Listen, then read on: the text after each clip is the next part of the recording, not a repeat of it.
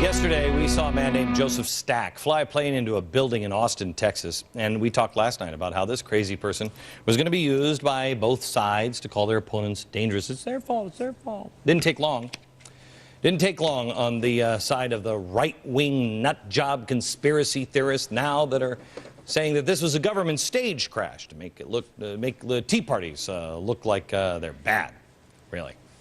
You know, the government's incompetent. I don't know if you noticed that. I mean, if they wanted to pin this on the right, they perhaps should have edited out the left-wing complaints about the insurance companies, religion, big business, George W. Bush, you know, and the whole suicide note thing. On the left, however, the Washington Post has decided to make those edits. They edited the manifesto and tried to place the blame on the right. So maybe they're right, or is that what they want me to think? If you read this suicide note as posted by Jonathan Capehart, you know, a very credible journalist on the Washington Post website, you get this. Well, Mr. Big Brother IRS man, let's try something different. Take a pound of my flesh and sleep well, Joe Stack.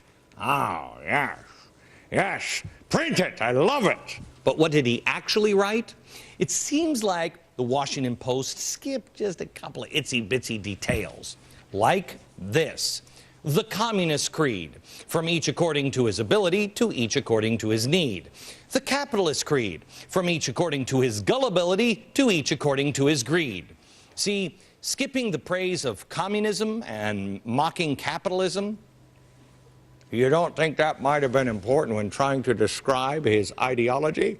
The Washington Post take from all of this, quote, I'm struck by how his alienation is similar to what we're hearing from the extreme elements of the Tea Party movement.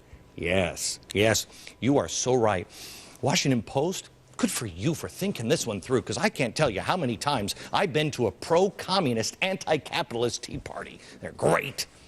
Sure, we could develop a scoreboard and use every killer on the left and the right to blame our political enemies. You know, we could just go back and forth, but instead, why don't we just take a minute and I'll make myself a de facto spokesperson for both the left and the right. Shut up.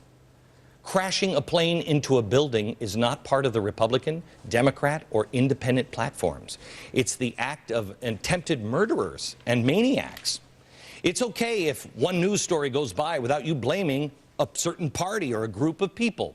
This is not your team versus my team. It's domestic terrorism.